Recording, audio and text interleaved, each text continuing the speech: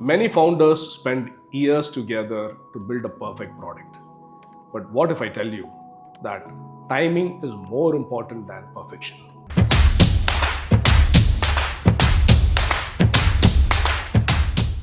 Even before I started my first business, I read this in a book and it hit me like a truck.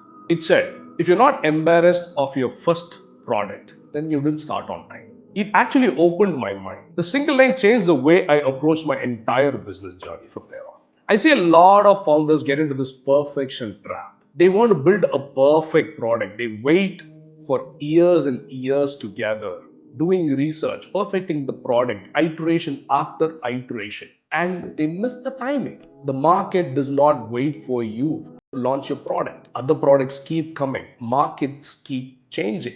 The insight that I got from this quote that I just told you, it gave me clarity that timing is very important. You have to be early in the market. You cannot delay the launch. You can always find ways to better it as you go, as you progress. But how do you better the product as you progress? There are some sources that are readily available in the market who can tell you how to perfect the product, but only after launching, the market will tell you how to do this. What are these sources? First one, recruitment, your employees. When you try to recruit, only when you launch, so you recruit people. Even during the interview process, these prospective employees will give you fantastic insights because they come from a relevant experience. They come from a relevant market. They'll come and tell you, they'll teach you without even them knowing that they're teaching you. They'll teach you that this is how this is done. These are points that you make a note of. And the second source is your customers. Customers come and keep telling you, sir, your product has this problem. Your service has this problem. This is my feedback. I've seen a similar product in the Western countries. You can use this. These are free suggestions, free pointers that the customers will keep feeding you. Keep your ears open. Listen to them. Implement some of them that you think are sensible. Not all of them are sensible again. Let me tell you, let me warn you that. But whatever sensible ones that you get, implement them and make your product better.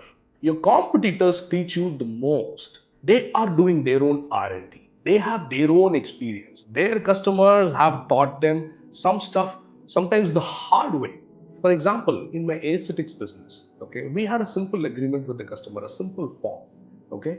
But then customers kept coming back asking for more. Sometimes there was a mismatch in the expectation versus what we delivered.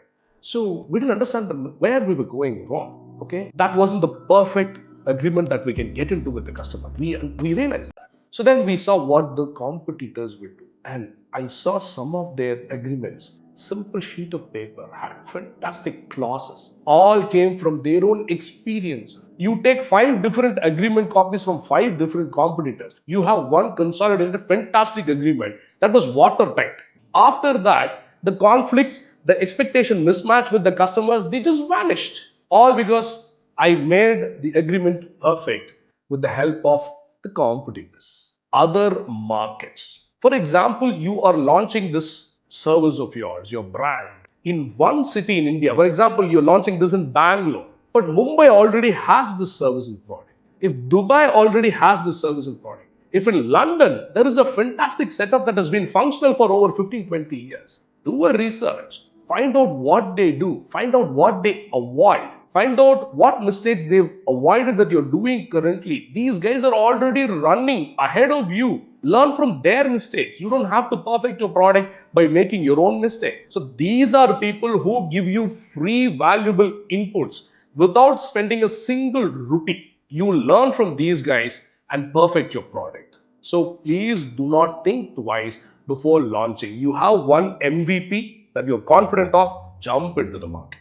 When we started the diet food subscription program, we were the first player in Chennai in 2017. And you know what that timing did to us?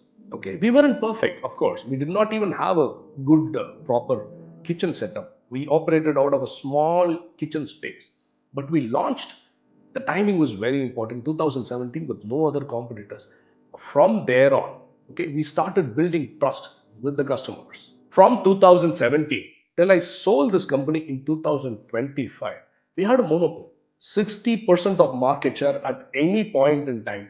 Despite large pan-India corporates coming into that space, we still had our own lion's share of the market, all purely because the timing was perfect. Anybody who wanted diet food on subscription, they always thought of us in their mind. That's the early bird advantage that we had.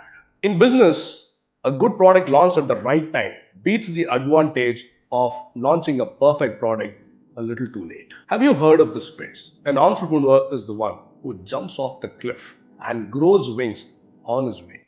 So, timing is very important. Jump off the cliff. Do not expect the wings to be perfect. It will never be perfect, especially on day one. Jump off the cliff. Many founders believe that success comes from a product that is perfect, but it is actually the product that is launched on time that brings success.